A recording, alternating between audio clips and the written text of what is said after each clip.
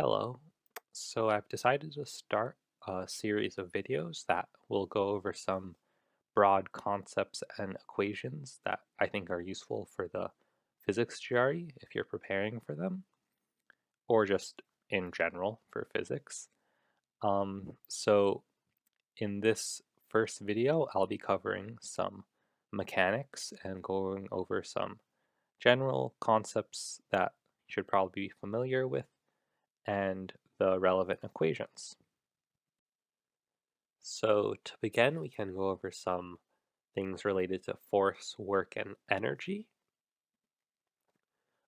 Just the sort of introductory F equals ma. You should know that you should know force is the time derivative of momentum and the negative gradient of potential energy. Work is some force times a distance, which often shows up in integral form. And these sort of um, concepts or equations can be applied to things you probably have seen earlier on, such as block problems, where here I've drawn a block on a surface with friction that's being pushed by some external force in the right direction. And also there's block problems where a block is sliding down an inclined plane at some theta angle, and you should break up different forces into their vector components.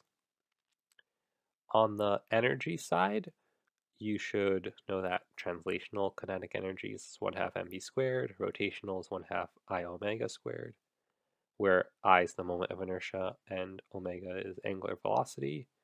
That potential energy stored in a spring is 1/2 kx squared, where k is the spring constant and x is the distance that the spring is away from its equilibrium, and that gravitational potential energy is mgh, where h is height. And here I'm using T to denote kinetic energy and V to denote potential energy. And that is, I think, also carried out throughout the rest of this video. And to continue on, also be familiar with the kinematic equations.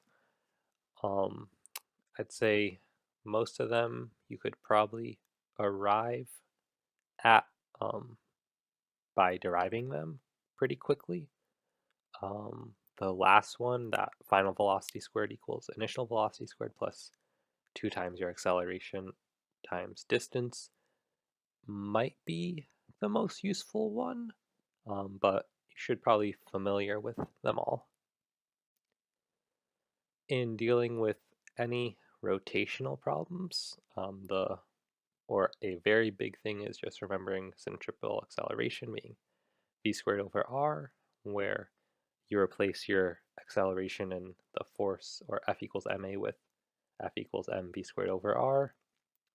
Should know how the rotational and translational analogs of acceleration, velocity, and distance relate to each other.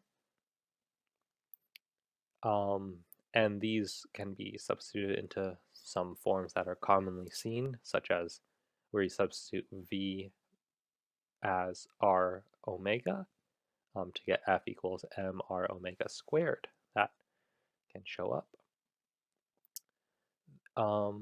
So the relationship that your angular momentum is r cross p, your translational momentum, and it's often good enough to write that as I omega, and also that torque is r cross f, or dl dt. The moment of inertia is the integral of r squared dm, although the formula sheet provides some of the more common moments of inertia, so you won't really have to memorize them.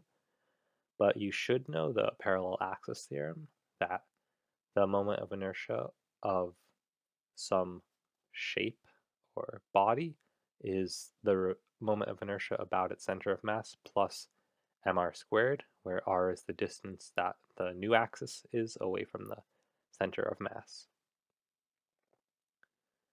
And I'm just throwing in some of the gravitational or planetary topics here, just gravitational force, and knowing that one of Kepler's law being that the period of an orbit is Ka to the 3/2, where A is the semi-major axis of an elliptical orbit. But it's probably good enough to know that the period is proportional to the radius to the 3/2 if you're in a circular orbit. Okay, so for springs or other oscillatory systems, many fall into the category of being described by the general equation Q double dot is equal to negative CQ, where C is some constant, and the double dot represents the second time derivative. And this yields the solution that Q of t is equal to A cosine of omega t plus phi, where phi is some phase offset. In the case of springs, you can see this equation in mx double dot is equal to negative kx, so that your constant c here is k over m.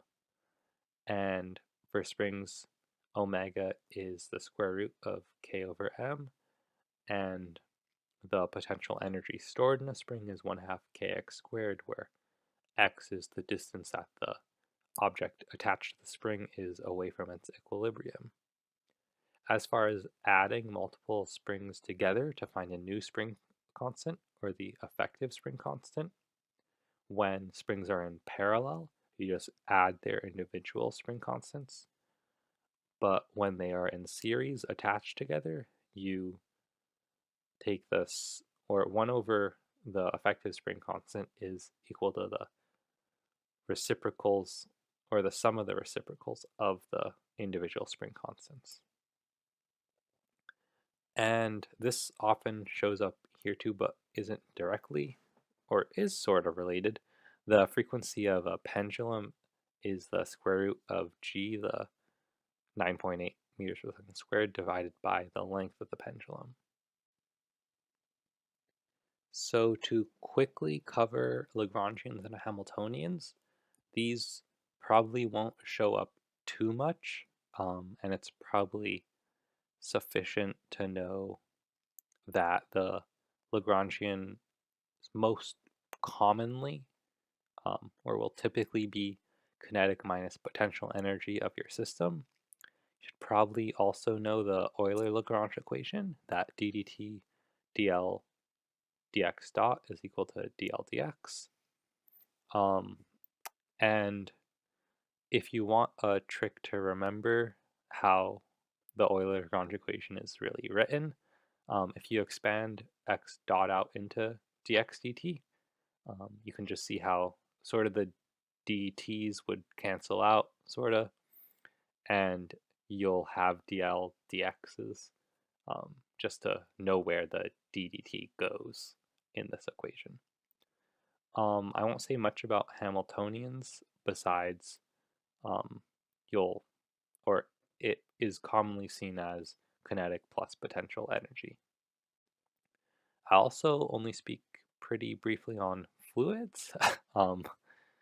The buoyancy force would be probably the most commonly seen thing, being rho Vg, where rho is the density of the liquid, volume is displaced volume by your solid or shape of something, and G is the gravitational constant, 9.8.